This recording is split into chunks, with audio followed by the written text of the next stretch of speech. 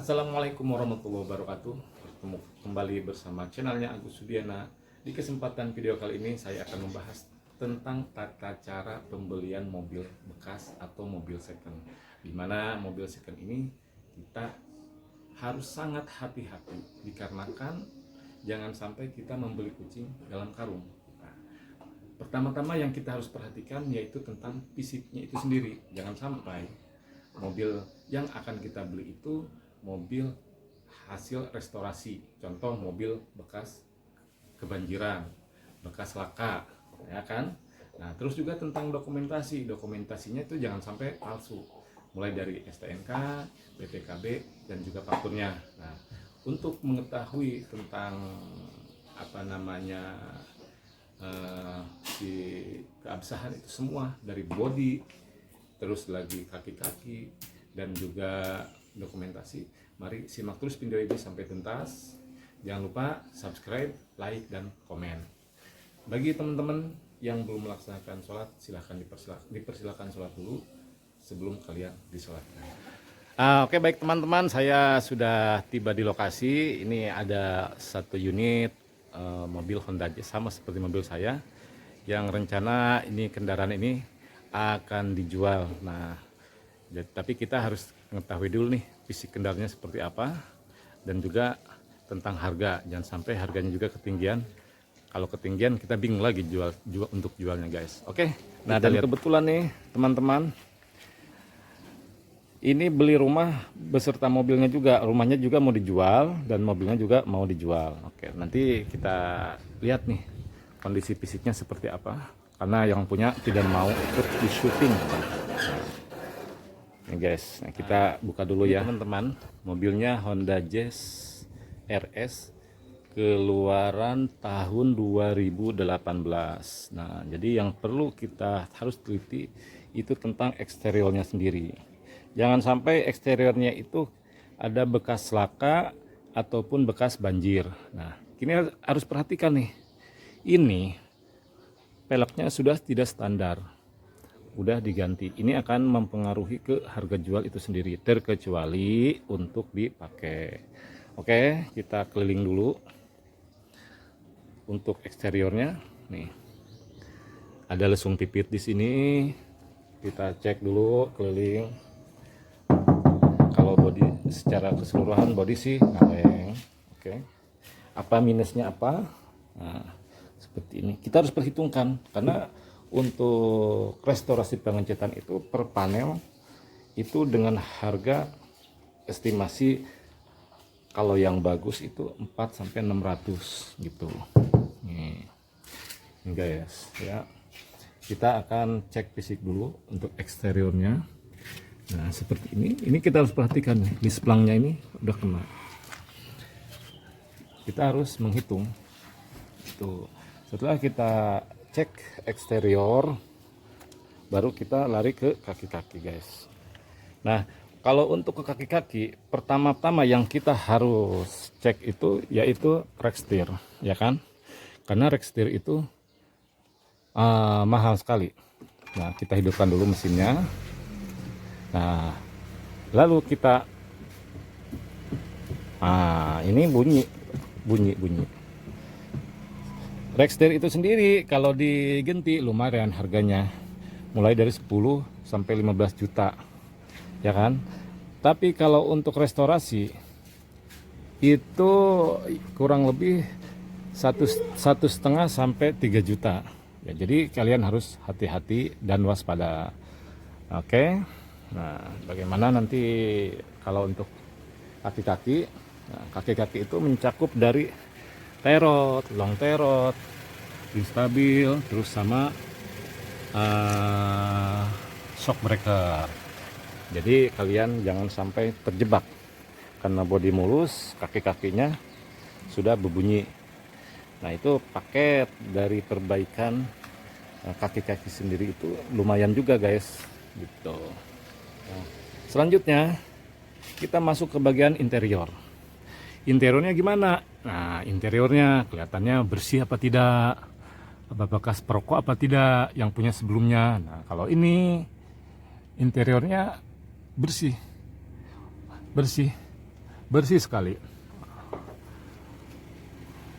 Karena untuk membersihkan interior kita harus ke salon khusus mobil, dan itu lumayan juga. Nah, terus yang selanjutnya kilometer. Kilometer sendiri kalian harus tahu apakah kilometernya itu gondrong, apakah kilometernya itu rendah. Nah, kalau gondrong berarti mobil itu bekas capek. Nah, kalau rendah mobil berarti itu si kendaraan itu sendiri tidak capek. Dan perhatikan juga servis rekodnya. Nah, servis rekodnya itu dari dealer resmi atau dealer non resmi. Nah, kalau dari dealer resmi otomatis itu akan sangat-sangat terjaga, karena secara resmi dia didiagnosa mulai dari perbaikan apa-apa aja pasti dia terdiagnosa. Nah, lanjut ke bagian ruang mesin. Pertama-tama harus lihat dulu nih kap mesinnya. Kap mesinnya ini nih teman-teman, perhatikan ada bekas laka tabrak apa tidak. Nah, kalau bekas restorasi, bekas tabrak, biasanya di sini sealernya itu dia akan empuk, ya kan, empuk karena bekas restorasian. Nah, terus lagi dari baut ini kalau bekas restorasian ini kan udah standar pabriknya itu dia udah kena cat. Kalau misalkan sudah kena restorasian, si bekas cat itu akan terkelupas. Oke, lanjut ke bagian apron. Di sana kalau bekas laka itu pasti ada bekas restorasi, terus tulang-tulangnya juga. Nah, kalian harus perhatikan si tulang-tulangnya ini sendiri ada bekas restorasi apa tidak. Kalau ini secara keseluruhan bebas banjir, bebas laka. Apron sendiri aman, apron itu ya kan.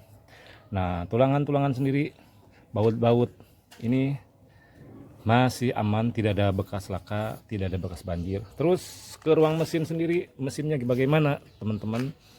Jadi mesin itu jangan sampai mesin itu basah. Basah itu dalam artian sudah tetesan oli keluar gitu, ngerembes lah istilahnya. Kalau ini 100% masih utuh, bagus, tidak ada bekas bongkaran, dilihat dari baut-bautnya sendiri.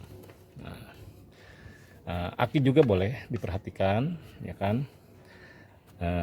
Kapan terakhir ganti aki, ganti oli, itu boleh diperhatikan teman-teman. Oke.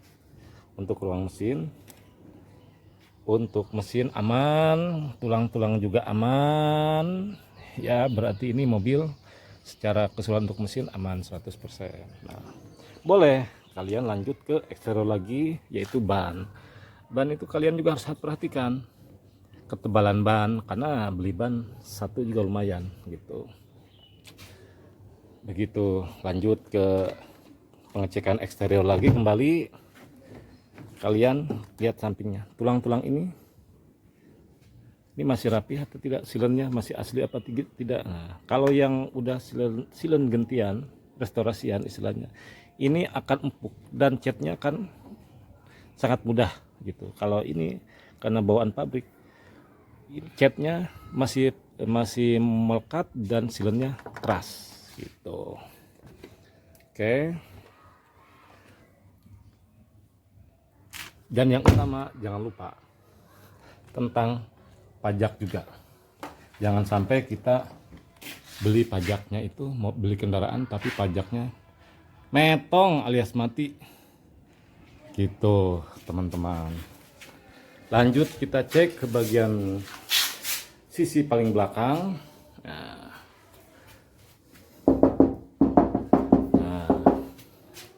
kita buka bagasinya. Nah, apakah bekas ada tabrakan? Kita angkat aja di sini. Kita lihat tulang-tulang ini masih utuh teman-teman ya. Jadi di sini 99% tidak ada bekas tabrak. Oke teman-teman, setelah kita tadi sudah mengecek secara keseluruhan baik itu eksterior, interior, lalu kita harus paham ini kendaraan ini berjenis tipenya tipe apa. Kalau ini kan Honda Jazz RS Matic-nya ini kan keluaran 2018.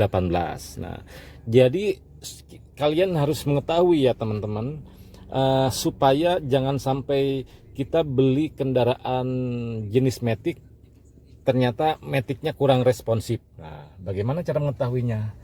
Nah, saya di sini akan akan mengupas secara tuntas bagaimana cara mengetahui bahwa si Maticnya itu masih responsif. Pertama-tama ini kan posisi mesin menyala, ya kan? Lalu kita injak rem. Nah, lepaskan rem tangan, ya kan? Lalu kita mau ke mundur bisa, mau ke D juga bisa, istilah maju mundur. Oke, ini kita posisi saya udah di D, ya kan? Dan di indikatornya juga ada nih. Di indikator ada D. Lalu kita nggak usah gas, lepas aja gas, remnya, lepas remnya. Nah, lepas rem, nah itu maju sendiri, ya kan? Nah, lalu kita mundur, R, ya kan? Di R, lepas, remnya lepas. Nah, itu mundur. Nah, itu pertanda Maticnya masih responsif. Nah, bagaimana kalau yang tidak responsif itu cara mengetahuinya dengan mudah, yaitu misalkan maju ke D, dimaju lepas rem, nah itu mobil nggak jalan, harus nginjek gas pelan-pelan. Nah, itu tandanya mobil Maticnya kurang responsif. Itu teman-teman.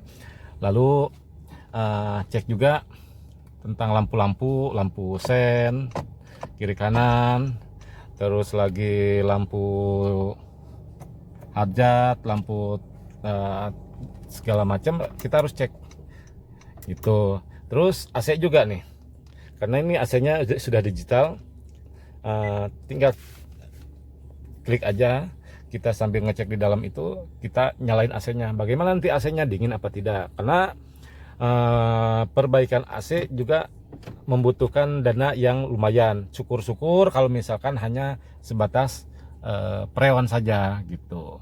Takutnya si AC-nya itu ada yang bermasalah di kondensor apa di yang lainnya gitu. Jangan sampai udah kena masalah gitu. Secara teori sih kalau tahun muda masih aman-aman aja, tapi bagaimana nanti takutnya kita membeli mobil di tahun tua sesuai budget. Nah, itu harus kalian perhatikan juga. Sudah mengecek kondisi fisik kendaraan, baik eksterior, interior, dan juga mesinnya sendiri. Sekarang kita tinggal mengecek tentang keabsahan dari dokumen si kendaraan itu sendiri.